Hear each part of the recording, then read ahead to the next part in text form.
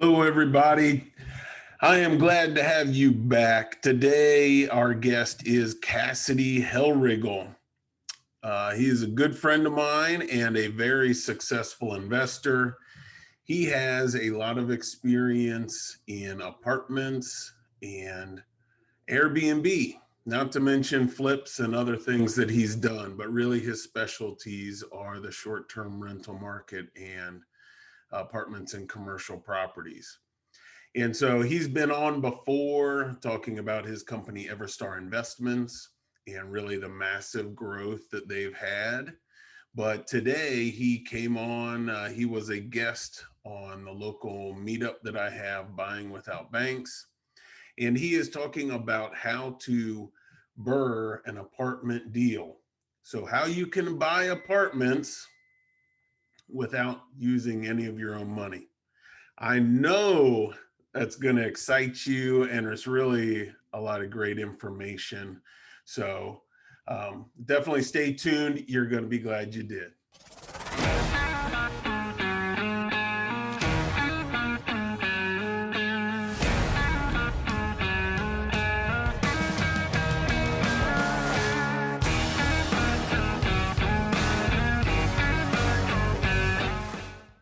Really, to start out with, it sounds like a lot of you guys already have a good knowledge of the basis of commercial real estate, but I still want to go over, because we do have a few new people here. So how is commercial real estate different? So if you have a single family house, the value of that house is going to be based on any other comparable homes that have sold in the area, similar design and structure of that home. So if you're doing a flip, you buy the house for a low value, hopefully at a discount based on the houses that are in the area, and then you fix it up to the standards that can be associated with the comps in your neighborhood. And that's really the cap. Even if you significantly, upgrade the house to granite, to brand new glass, whatever it is in the house, there's still going to be that cap of the valuation of the property. And that may be a good or bad thing depending on your market, but that's how it's valued. But for commercial real estate, it's a little bit different. The valuation's based on how much net operating income that the property produces. So if I have an apartment unit, I look at, hey, how much rent can I possibly bring in? If everybody paid on time every month, what's that number? And then the next number is going to be your vacancy. So once I have the potential income, how much is my vacancy? How many people are paying, and how many people are not even there? What's the physical vacancy and economic vacancy there? So those are the couple things I consider. And then I have all my expenses. So I have my taxes, insurance, management, maintenance, and utilities. So once I have the income that I bring in, minus all my expenses, that gives me the net operating income for the property. And that is going to determine the valuation. But I still need one more thing. I need the cap rate. So the cap rate of a property in Dayton with multifamilies, I just talked to a commercial appraiser in Dayton. She says it's about 7 to 9% is what she's seeing right now for the Dayton market. And that really depends. There's a couple other factors that depends on. The asset class and the area. Is it a 30-year-old Class C, or is it a brand new Class A, as you see in the picture here, like they're building in Centerville? So a higher class asset is going to have a lower cap rate because it's going to have everything brand new. So you're going to have brand new windows, stoves, very little maintenance and things to take care of. So it's a very easy asset to manage on a long-term scale, as opposed to a 30-year-old property that you have to fix things. The water heater's going out, the furnace is going out, you gotta plan for the roof, things like that. So those are the different cap rates on the asset class. And then you also have the area. Hey, is it in a highly desirable area where it's next to the mall or next to large businesses, people want to be there? That's a Class A asset or Class A area. And then Class B, that's kind of a 10-year-old, used to be Class A. And then Class C, it's kind of, in the bad side of town where you don't want to go too much. So that's the spread. So your cap rate is going to depend on, hey, what type of building you have, and then what the area is. So roughly 7 to 9 in Dayton. If it's an older asset in a bad neighborhood, you might see 12 to 15 on the cap rate. So that's your rate of return. You might think, hey, I want to get a higher rate of return. I want that 15 cap rate, but there's going to be a lot more problems, a lot more, more difficult times to manage it. But it's a scale. Where on the scale do you want to be? So some of the myths about getting into, larger scale apartments, hey, I don't have enough money, I can't get a loan, I don't have the knowledge, or I don't have the time. So I want to kind of talk through those one by one. The first one, I don't have enough money. So if you buy, $1 million apartment, you get 80% loan, you need 200,000 to put down to buy it. Well, I don't have 200,000, how can I buy it? Well, the first one is you just find somebody that has the money. Like, hey, I got Uncle Joe. He's got a retirement account that has 200,000 in it. Ask him if he wants to invest with me to put money down. Make him a partner in the deal. So that's one way to do it. The next one, hey, I have bad credit. I can never get a loan for a property, and that's kind of the same scenario. You don't have to necessarily sign on the note. If you have other investors that are willing to sign for you to give part of the deal, you can also do that. Or I got another slide that talks about non-recourse loans, small Fannie and Freddie small balance loans, and you basically do the same thing. The next one, time and knowledge.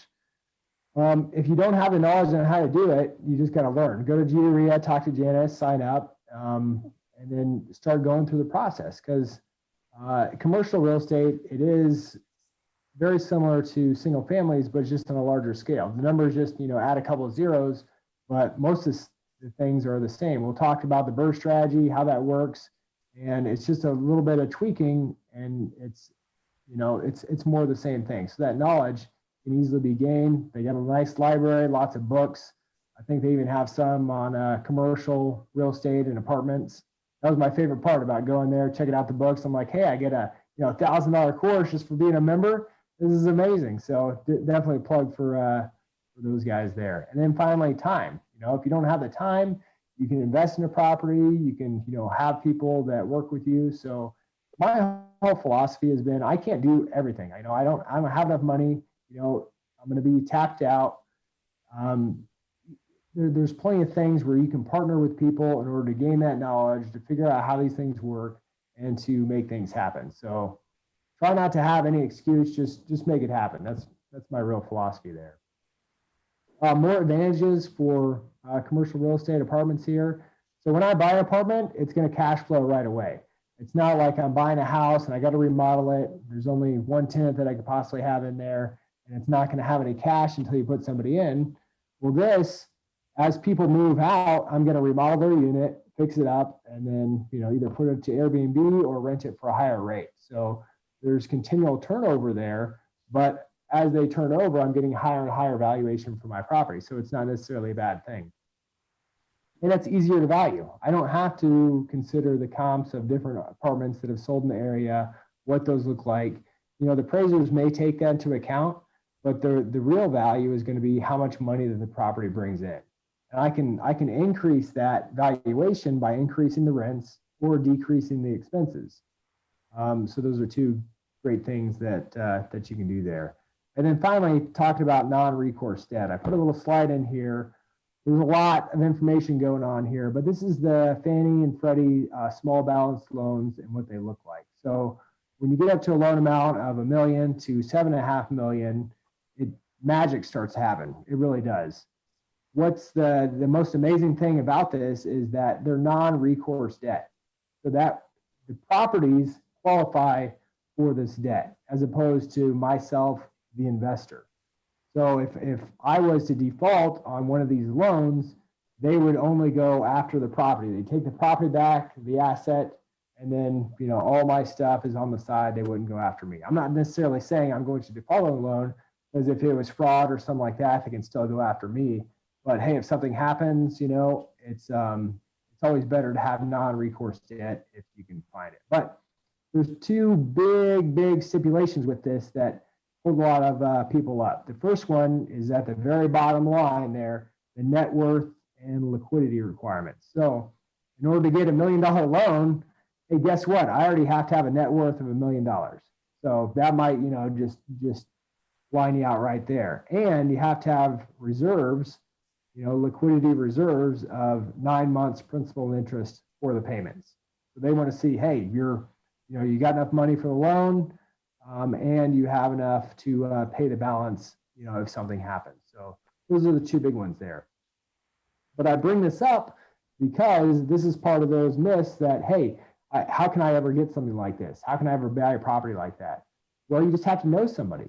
Because we talk to people all the time that are willing to sign on these notes. If I don't have, a $7.5 million liquidity or a net worth requirement, I'm going to talk to Bill or Bob or Joe that is doing really well and to sign on this loan. And it's like Shark Tank. If you ever watch Shark Tank, hey, in exchange for you signing on this loan, I'm going to give you X percentage in the deal. That's really all it is. So you find these people that are willing to partner with you. Chad and I can go over like deal structuring, how the deal works on another presentation, but suffice it to say, hey, I'm going to bring somebody in, I'm going to give them a piece of the pie, in exchange for them qualifying for this loan for me.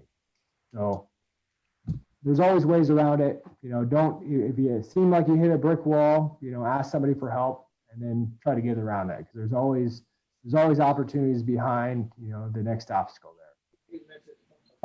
So somebody says, hey, there's a lot of competition. Everybody's buying these things. Well, really, the larger the properties they get, the fewer, people that compete for these.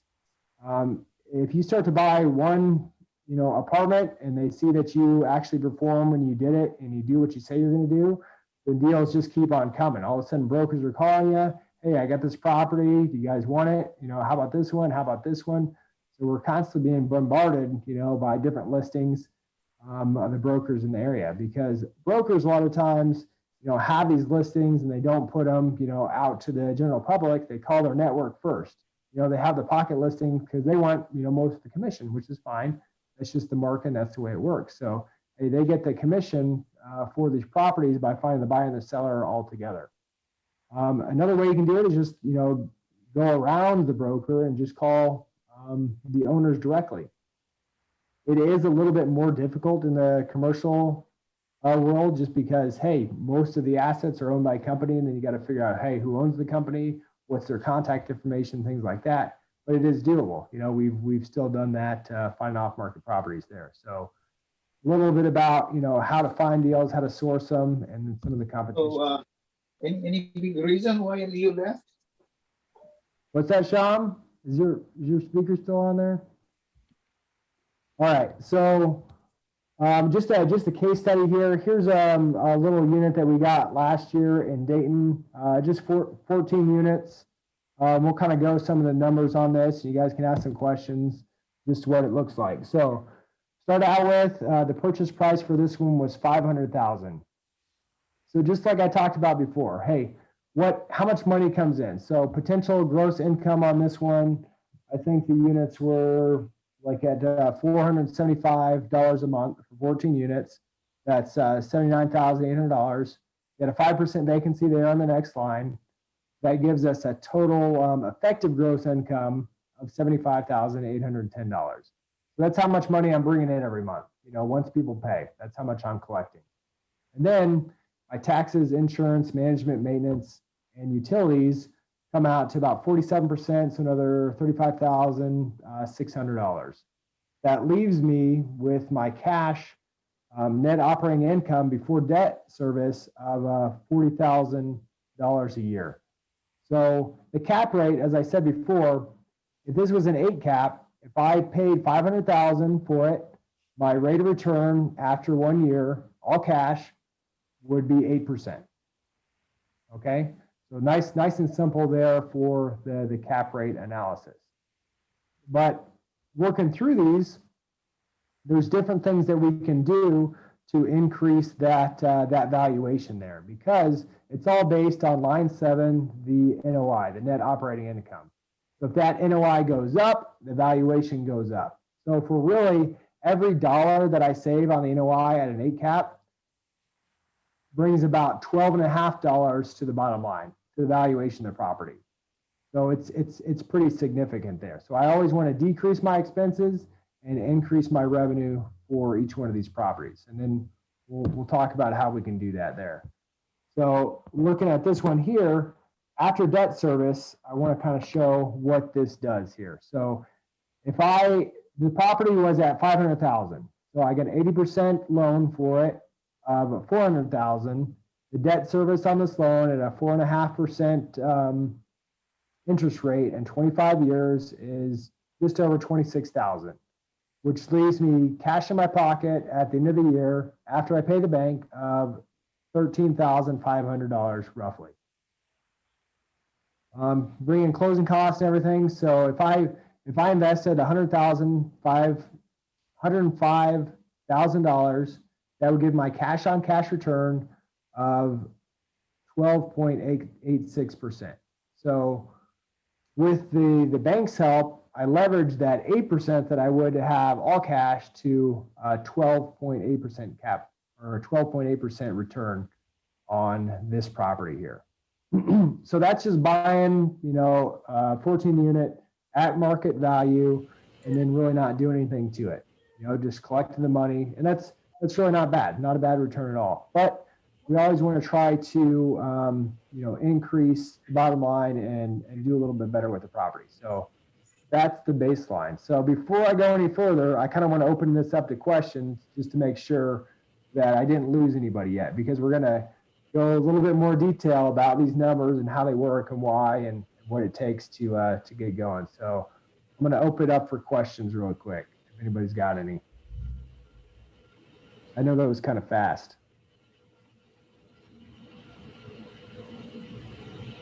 We need to just cover cap rate for everybody. What is cap rate? What's the difference between cap rate, cash on cash return? That might be. Yep.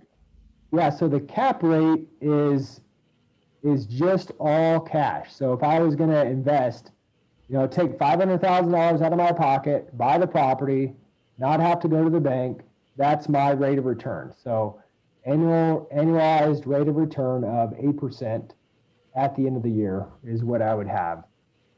So that's the money that I bring in. That's basically the cap rate. So it's my net operating income before debt service. That's the return there, if that makes sense. Like I said, that's all based on the age of the property and the where it's at as well.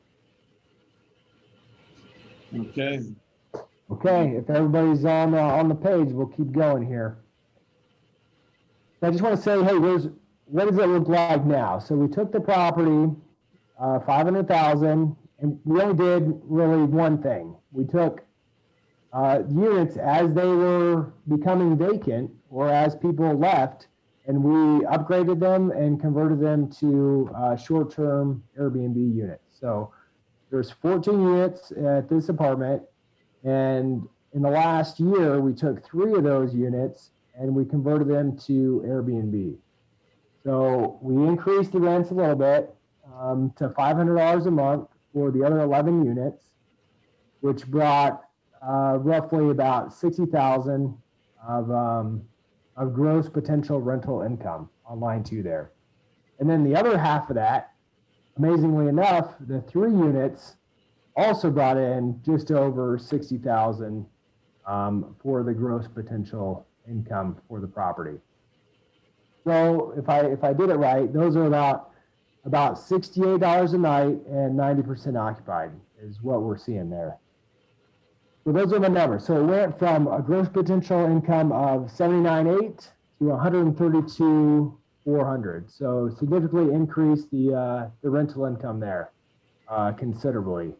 But if we go down to and that I did it with the vacancy factor already in there for the Airbnb because it's 100% occupied for 11 units, and then it was 90% occupied for the Airbnb as well. So that's that number for line 2 there. That's why there's no vacancy accounted for. It's already accounted for. All right, and then we go down to the expenses.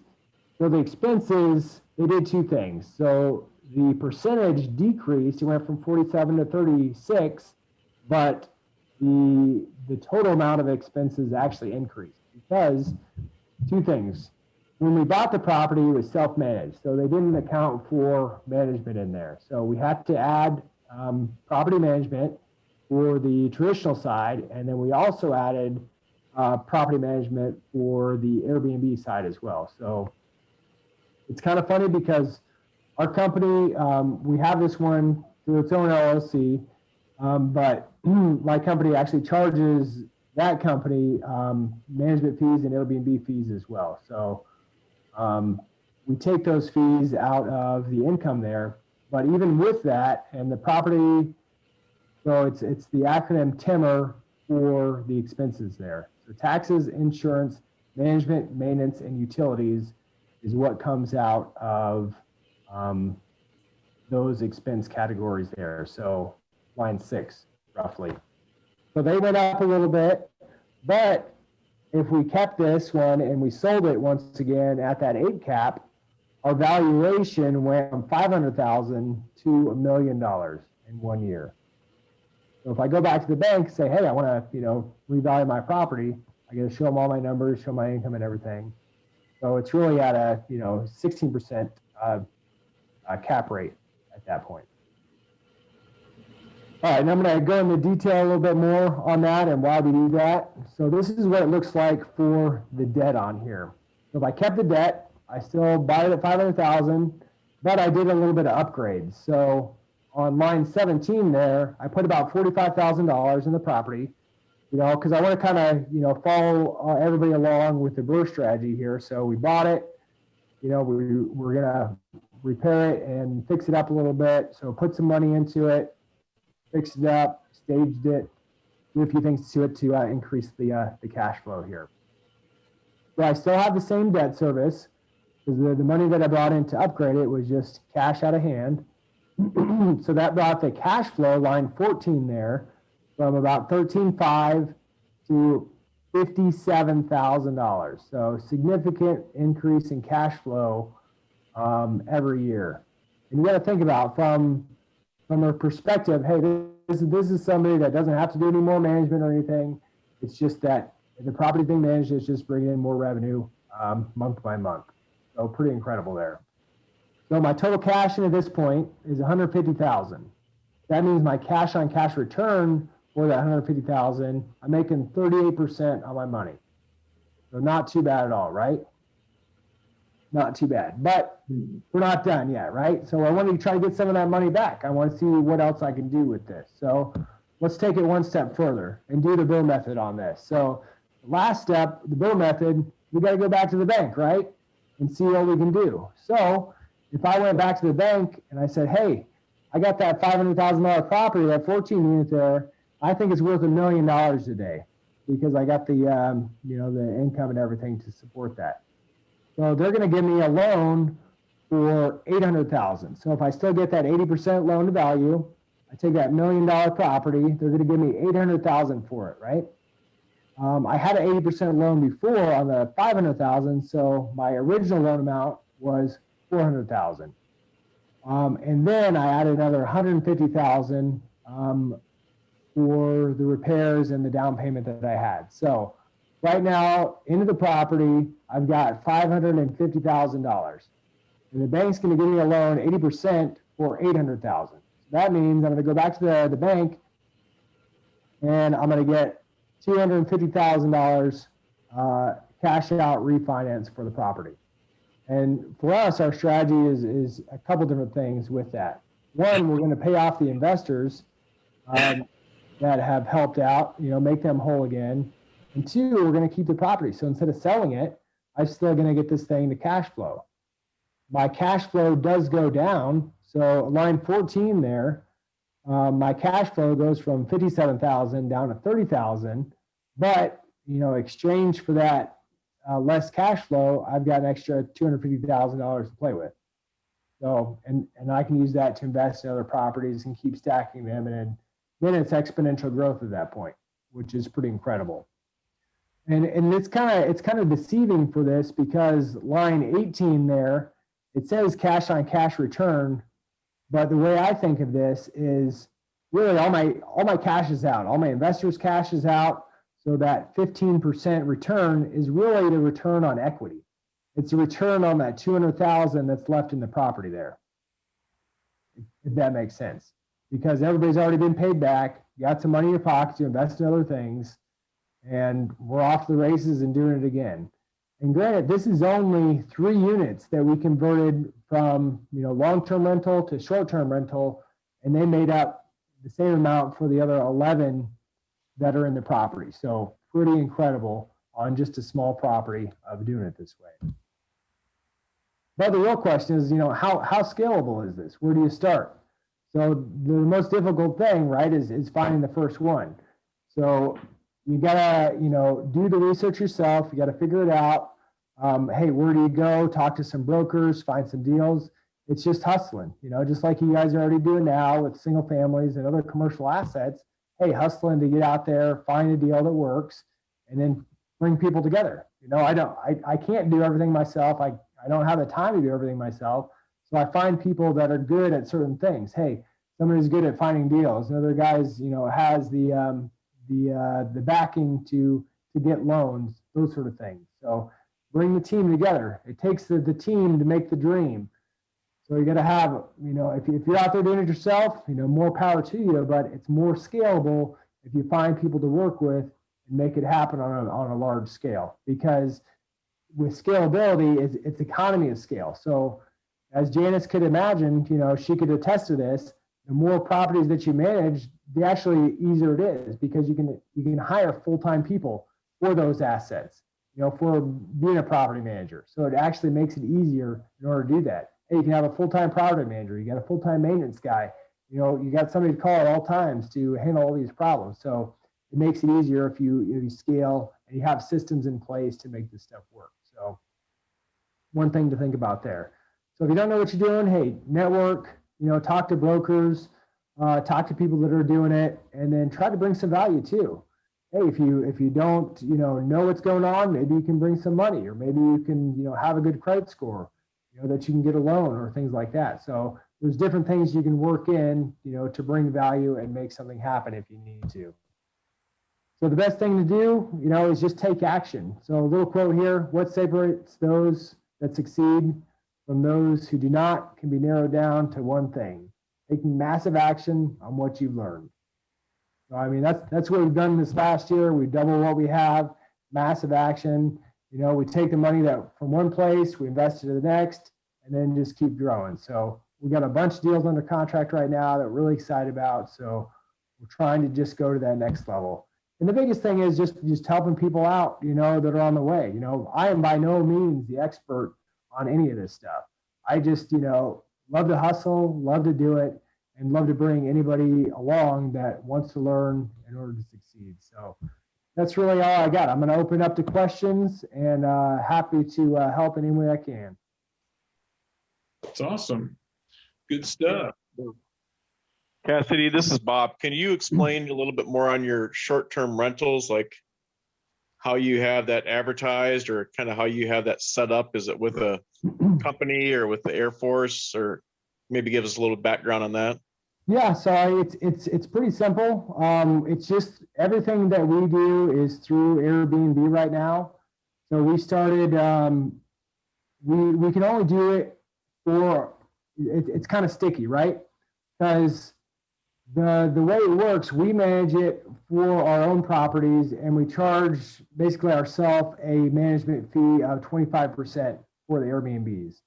So if a property was renting for $500 a month, you could, double or triple that and get $1,500 a month for it. So that's kind of the basis that we go off there. We're trying to get to the scale that, hey, we can offer this service to other people as part of like a property management package, but we're not there yet. We don't have our own brokerage and stuff like that, but maybe on the horizon it'll be a thing. So we get about 16 units in Dayton that we do Airbnb with right now that are our own. So that's kind of the way that we do it. We usually would do about 25%, the ones that we manage. And it just works out, because even with that 25%, you're still about doubling what you can do for traditional rental. I guess my question, or trying to maybe better understand, like I have a 4-unit in West Milton. I mean, how would I turn something like that into maybe 1 unit into like an Airbnb? Like, who's going to be my customer? Well, anybody that's coming into town. There's a really good data site called AirDNA. If you go on there, you can see, hey, what are the typical Airbnb rates for an area? And it'll kind of tell you, hey, who's traveling, what are the travel times, the season, the average rental rate. As if you're asking like, hey, who's the specific clientele that's coming and staying, we really focus on the business traveler, you know? So there's a lot of people that come to the base, a lot of military people. We have traveling nurses. You know, somebody's going to like, I want to say not physician's assistant, but they're going to grad school, you know, going and staying there and doing those things. So, or they're just going for a job. We had a couple people stay a couple months that were working on the flight line at Wright Pat. You know, they're redoing that. Or a big company like the aviation companies bring people in to stay for a couple months at a time. So there's all a bunch of business travelers. That's who we focus on for our listings there. But everything that we do is through Airbnb, you know, because they do all the marketing and stuff like that in order to bring people in. So it's a lot less on our plate that we have to manage that way. So Does that answer your question? I think so. I'm intrigued on it. I've been seeing a lot of stuff with short-term rentals. So, okay. Can you know, we have a lot of Honda stuff going on up this way. So Yeah. I was wondering about people from Japan that would come over and need it for months. Or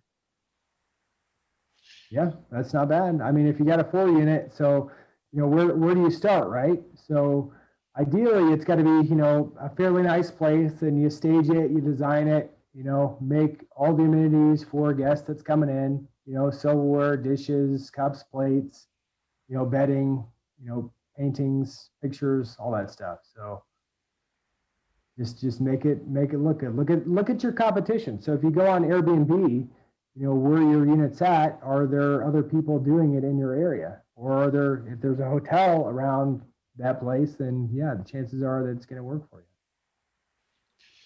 So if you're advertising on Airbnb, how do you market towards a business traveler versus a personal traveler? Or, Yep. you know, some people I know market towards construction and tradesmen. How do you do that? Yeah, so Airbnb, they don't really give you a lot of flexibility to do that. You can have it so it's, you know, business travel ready for your listing. Hey, you got a smoke detector, you got all these things that are ready to go for that. But the biggest thing that you can do, the only real marketing for Airbnb is your title of your listing and your pictures. Hey, what does it look like? So if you ever search through Airbnb, you're looking at the title and you're looking at the pictures, right? And that's what's going to entice you to go and read the description.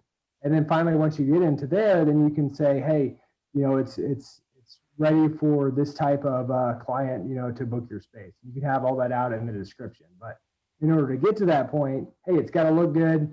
It's got to be better than your competition, and it's got to be enticing for somebody to dive in and look at, you know, and consider booking right away. Cool. Yep. All right. What other questions do people have?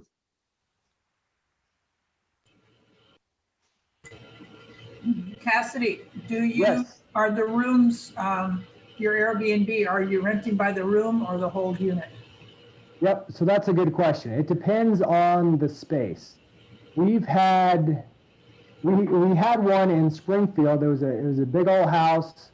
It had 4 rooms that we were doing Airbnb with, but with the room, it's easier if the person lives in the space, because what we've seen is, hey, we've got this huge house, right? Somebody books a room and then throws a party and the rest of it. Like just okay. So you want some horror stories here? I went to that one unit and there's like 20 people sleeping on the floor. You know, they booked the one room for $43 a night, and they brought 20 of their friends, right? And that's what everybody's afraid of. But we found that, hey, yeah, if somebody that you trust is living in the property, it makes it easier.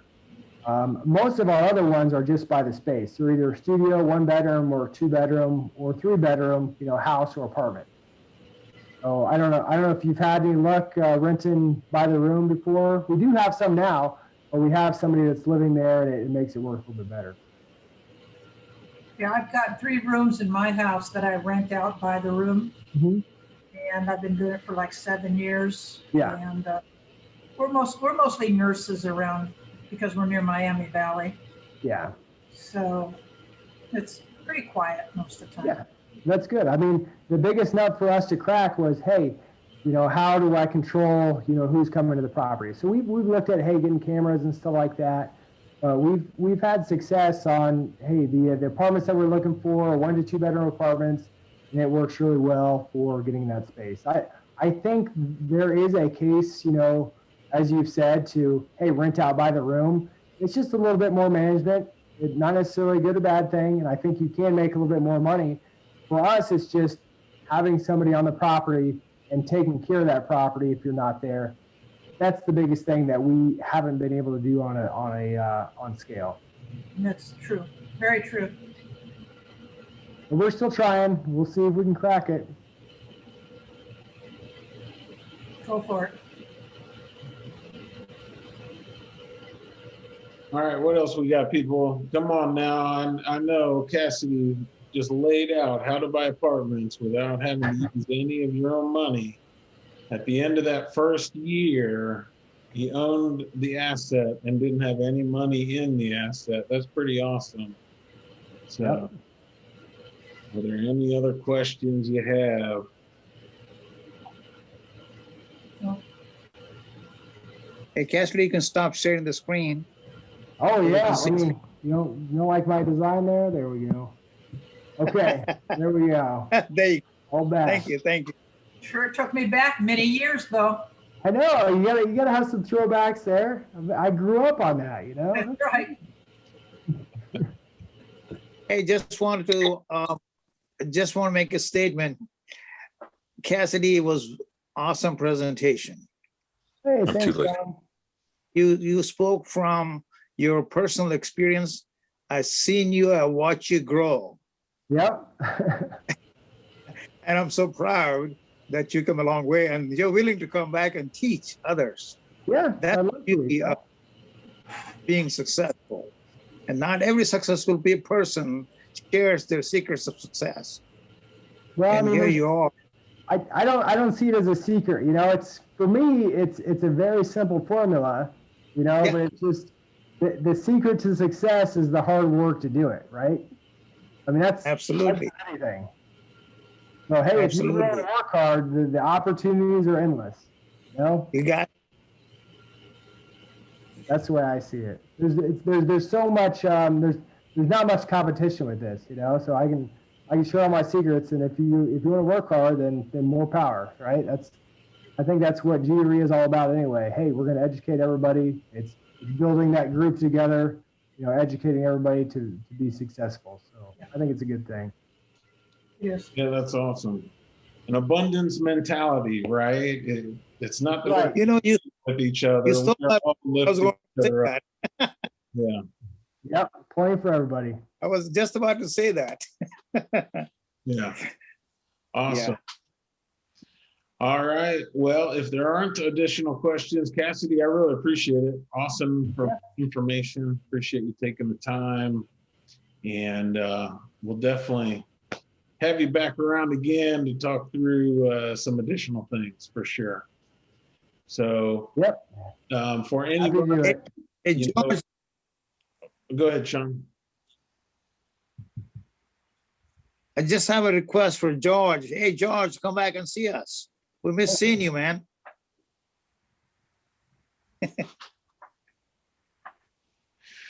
Keep an eye on your emails, see if we're going to be meeting in person. And those that are kind of long distance, George probably won't be able to join us.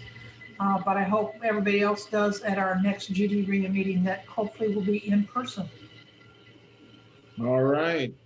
And buying with banks, this little subgroup meeting, I'm hoping next month to be a hybrid, in person, and also have it online. And right now we have Antoine Drain scheduled to talk about how he's bought apartments, well, his whole portfolio pretty much with creative financing. So if you're interested in creative financing, definitely join us in person or online next month, the third Monday of the month. All right. Well,